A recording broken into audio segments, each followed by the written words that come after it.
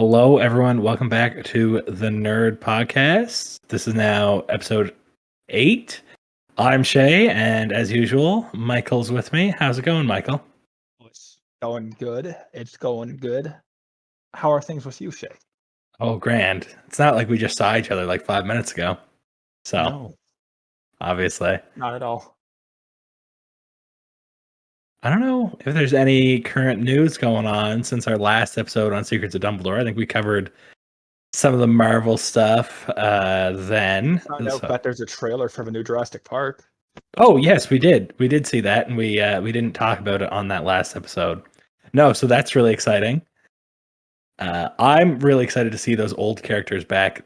The Dr. Alan Grant and Ellie Sattler, and of course, good old Ian Malcolm. They were the best part of that original franchise, so I'm really excited to see them come back. Yeah, exactly. New trailer actually dropped like 2 days ago for it. Oh, another one dropped. I thought you were Yeah, talking about the new one. Oh, No, I'll have like to go I watch was that. talking about the other one that we saw before Dumbledore, but another new one just dropped a couple days ago. Okay, that's really sick. I'll have to go check that out. Yeah, that drops what, June 10th? I think so. Yeah, we'll have to go see that. And of course, we're also closing in on Multiverse of Madness, so that's pretty sick. That's a week away. Like 6 days, yeah. Yeah, so that's really exciting. We'll probably have an episode for that out with a couple friends on, more likely than not. And there's not a lot of other stuff going on. Moon Knight is continuing to be epic, but we're going to talk about that in depth once it wraps Oh up. my goodness. We'll definitely talk about that probably next week. Yes, we've been avoiding it.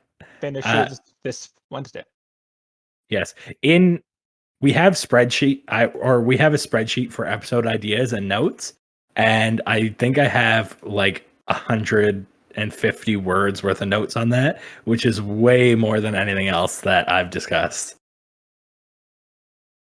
Now, to be fair, it is a much more interesting thing than a lot of the stuff we've talked about, at least us. But anyway, that's off topic. What are we talking about today, Maiko? The Martian, book and a movie. Excellent. So, for those of you who aren't familiar with that, it is a book by Andy Weir. This is a little bit less known than some of the other stuff we've covered. So, it's a book by Andy Weir who kind of specializes in, I don't know how to describe it, sort of modern space fiction.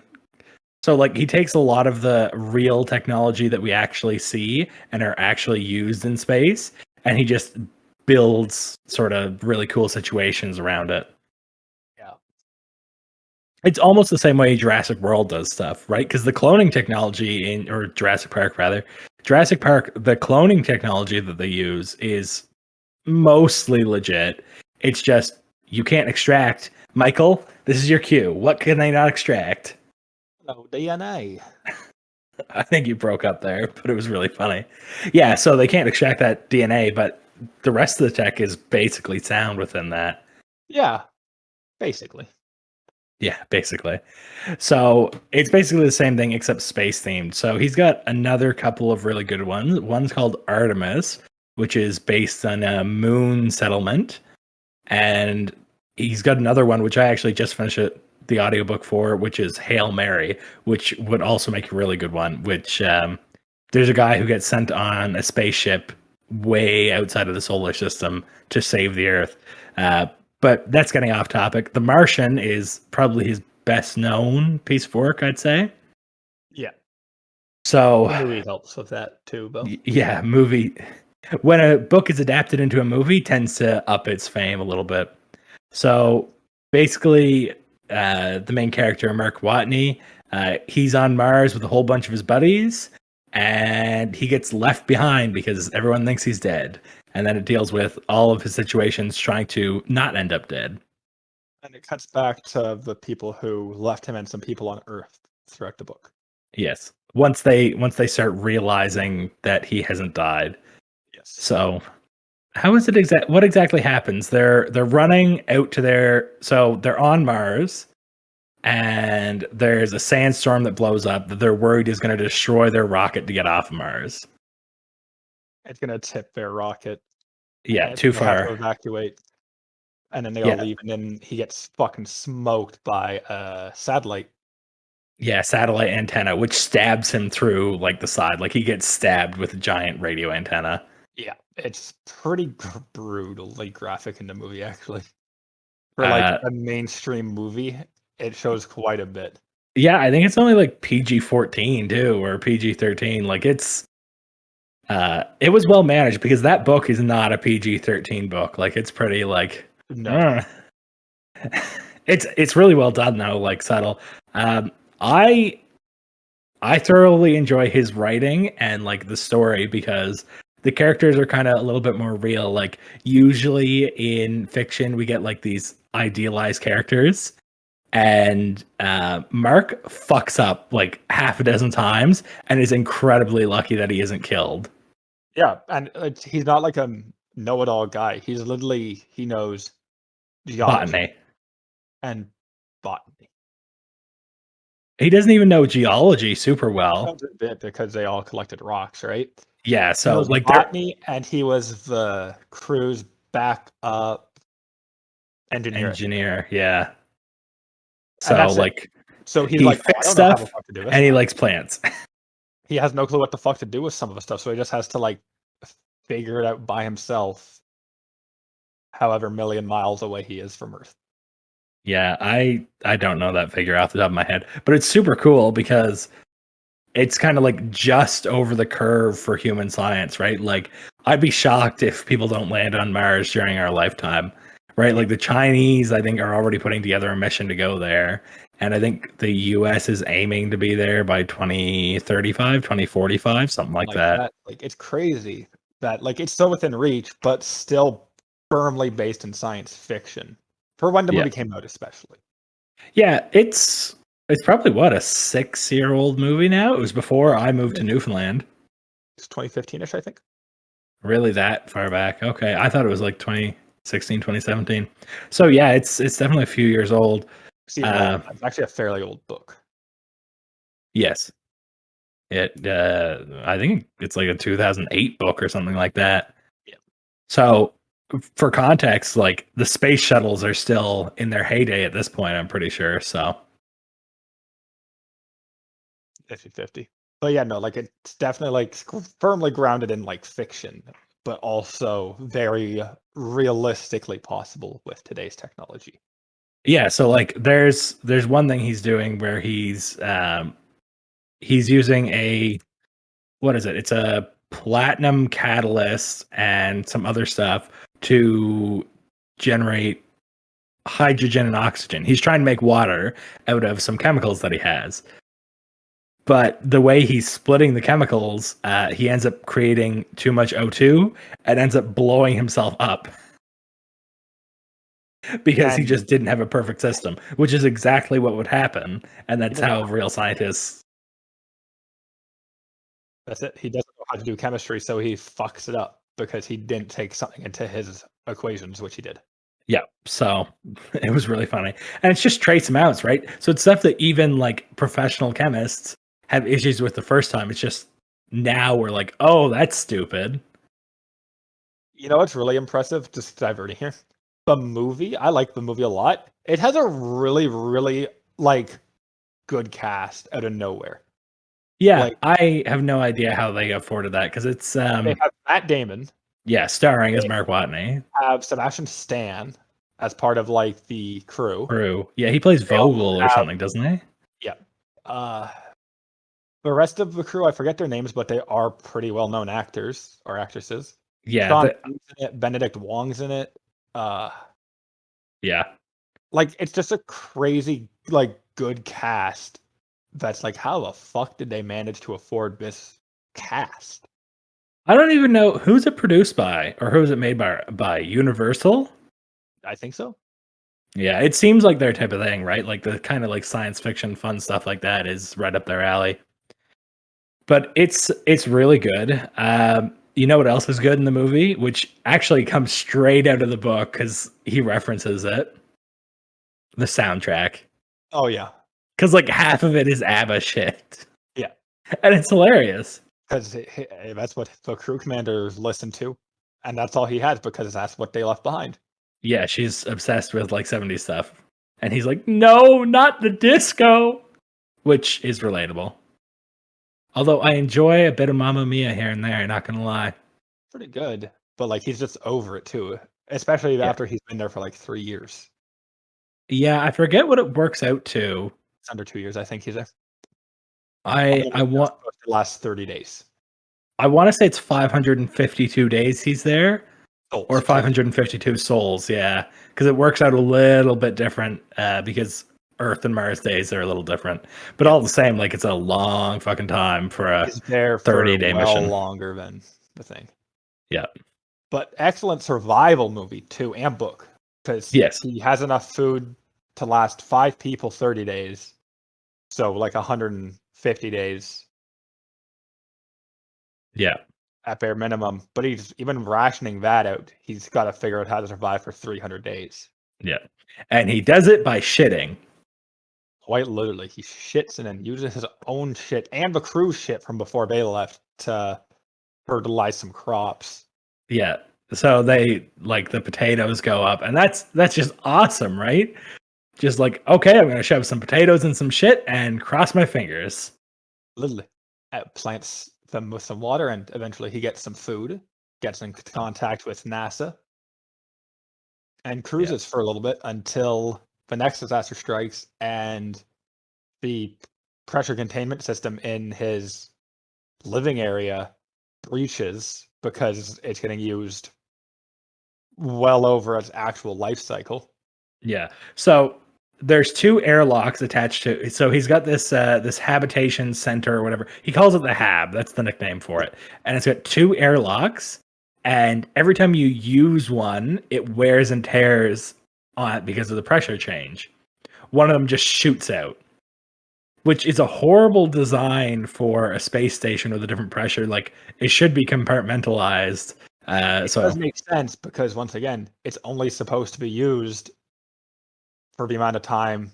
Yeah, it like that's just what happens. It doesn't break until like well into his time. They're like, I think it's like like 108 when it breaches. Yeah, it's well in, but that fucks him because all the air rushing out of his little building kills all the crops, and it kills all the bacteria that could have helped him grow more. Yes, that's what the big thing is. He could have grown more crops because he could have gotten more dirt. Yeah, like shit, and gotten more water, no problem. But it kills all the bacteria on all the potatoes. Like his food's fine because like it's still edible, but it's still edible. It's just a potato in space. It's just a boiled potato, like. But like everything that he could have used to grow it is dead. So then he has to confirm with NASA again, and they have to speed up their already delicate timetable. Yeah. And the other cool thing is it deals with the history of the actual science they're dealing with, right? So like he goes and he digs up Curiosity. Yeah. I think is the rover he finds. So he goes, he digs that up, and then he uses that to communicate using a what is it? Hexadecimals? Yeah, hexadecimal system. Which is super cool. And then after all that, he gets fucked up and he's like, okay, I got to race to where the next mission's going to land. So he has to go and run to where the next rocket has already landed and is fueling itself up. Yeah, like it's actually really different than in the book and movie. Because in the movie, he's got contact later than he does in the book. In that, like, they already have like a plan set. In the book, he literally loses contact like 200 souls before it happens, and they just have to like keep monitoring him to make sure he's not fucking dead. Yeah, but they have no clue if he's actually going to make it or not. They're just like, well, we have to hope he makes it. He knows the day it's going to arrive by. Yeah, we don't know if they're going to make it. Like the crew who's going to recover him is going to make it there. We don't know if the launch is going to be successful. We're just going to wing it. Yeah, the other thing is it dives into like the mental health of the crew who are like Mark's dead. So they don't tell the crew until like 100 days plus after they leave. After they find out. Because they realized he's alive about 25 souls after. Yeah, it's not very long. And they don't tell him for like 4 months after. Yeah. So, which leads to Sean Bean yelling. Being saying, I was against this decision. Gotta love that. Sean Bean doesn't die in this movie. What a shocker. No. But it does play into their health really well, especially in the movie. Like, they have very limited screen time in the movie. They're featured way more in the book, I feel. Yeah, it's still not a lot in the book, but they are definitely featured more. But like the crew definitely plays it off really well. Like the captain, you can tell is super distraught. They find out they left this guy behind. And then they're like, but NASA doesn't tell them because they're worried that it might make them do something stupid, which is totally legit and is what you would do in the mission of that scenario. Exactly. And then they later on in the movie and book, they find out there's a way to rescue him, but they're putting themselves in like 5 times the danger because they're extending their mission, extending the life cycle of their equipment. If getting something up to them that gives them food for the next fucking 500 days fails, they're all gonna die. Yeah. And they all like take it without a second's hesitation. And they end up being off of Earth for like, or in space for like 4 years or something crazy. Yeah. Like, it's crazy, and they just instantly go for it, no questions asked. They're like, yeah, no problem. Let's go. Yeah. And it's crazy because, I mean, you think about it, how many people do you like would you make those decisions in that fast a time to do the same thing? Yeah. Definitely not the average person. I think more astronauts would make that kind of call because that's the type of life they lead beforehand, and that's qualities they look for. Kinda. Which makes sense because in the world of it, 2 of them are soldiers or ex-soldiers. Yeah. I mean, even if you look at real life now, I think a vast majority of astronauts historically have been former Air Force. Exactly. I mean, even look at Chris Hadfield, former pilot. Exactly. So he was flying from the age of fucking 16. Yeah. So it's just impressive, and NASA doesn't approve the plan that the crew decides to go with. So they basically hijack this like multi-billion-dollar piece of equipment, and NASA's just like, it's all part of a plan, folks. Yeah. Because NASA has to release all their information to the public, and they're just like, it's all part of a plan. Fuck. We consulted with the crew. We determined this was the best course of action. It's a very like exactly what a government would do. A very politically like inclined decision. Yeah. It's a very like well thought out book and movie. Like, you can tell the author did his research. Yes. He's got to have a degree in science because he deals with that material very, very easily. Like in Jurassic Park, obviously there's some incorrect science. Yes. And a lot of science fiction movies, there's a lot of incorrect science. But like, this is actually a really like true to science adaptation of a book. Yeah, it's just stretching it just farther than far off premise. Like, obviously, if this happened in real life, the dude would die. The dude would die because NASA would be like, he's alive? Oh, well. Not anymore. We're not going to invest like $500 million to rescue one guy. Yeah, literally. The original thought process is they don't put a satellite over the site because they're like, we don't want to see his dead body. And then they discuss looking at his body and getting awful photos to motivate the public and to force NASA to fund another mission to Mars with an additional goal of rescuing his body. Like, it's very like, this is real politics. This is exactly what's going to happen. Like one satellite, like looking at the solar camp, the solar farm for where they were living. Yeah. But they're like, if we move it anywhere else, we'll see his body, and the public doesn't want to see that. Yeah. But then they end up being like, yeah, but it's clean, so who's cleaning it? Yeah. And then they're like, wait a second, the rover's in a different location. Fuck, he's alive. Yeah. It's crazy. Like, I don't know why, the movie's just excellent. And then also the Chinese space agency, the Chinese space agency starts working with NASA, which also just wouldn't happen in real life. Yeah, It's a that's very stretching it. humanity hopeful. Which most of his stuff is. However, it's on the condition that the Chinese get to send one of their astronauts on the next Mars mission, which They get is to work absolutely something that happened. That's how the ISS happened. Like, it Yep. wasn't like everyone being like, let's put one up together. It was like, I'll give you the money if you take one of my guys up there. Yeah, that's literally it. Like China's like, we'll reveal our technology that can help them, but we get to put the Chinese guy on the next mission to Mars. Yeah, so it's awesome. It's very hopeful, but also cynical. It's a beautiful book, and the movie is probably the single best book to movie adaptation I've ever seen. It does not follow the book too well, but it does it for cinematic purposes, because obviously we're not going to follow this guy on his own on Mars for a movie. That just doesn't work in cinema. So they follow the book to a certain point, and then they do a huge time skip. Yes, Like but when they I don't. said there, he loses contact in the movie, and then it just skips like 300 days until he's leaving to go to the Which next is place.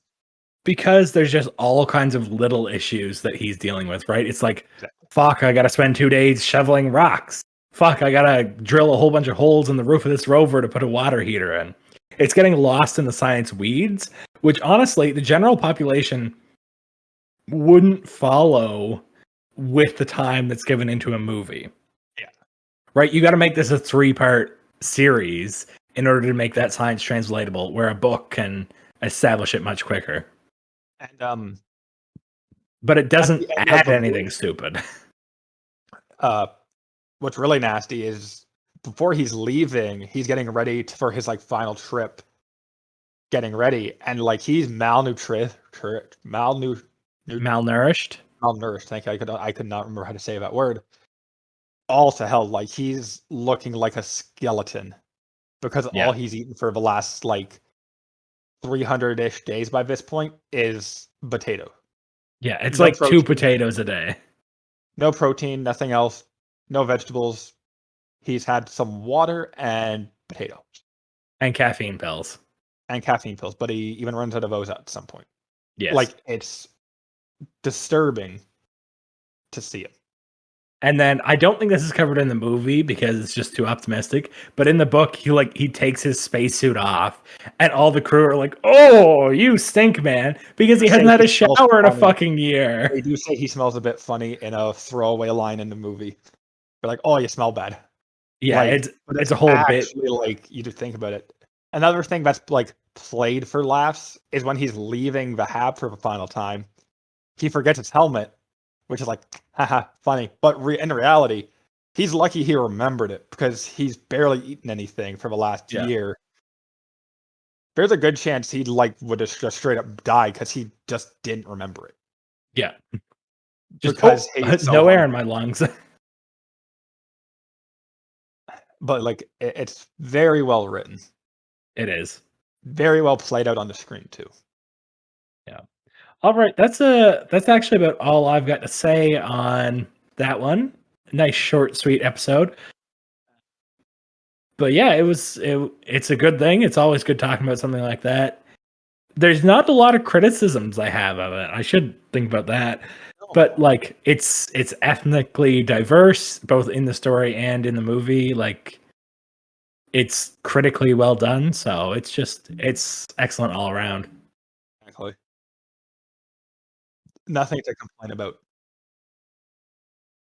All right, folks, we'll let you go. Thanks for listening. Please go check us out everywhere else, and we'll talk to you next time. Bye-bye. Thanks for listening. Please go check us out at ms_podcasting on Instagram, M&S Podcasting on YouTube, and the Nerd Podcast on Spotify, YouTube, and Discord, or hit us up at mspodcasting@gmail.com.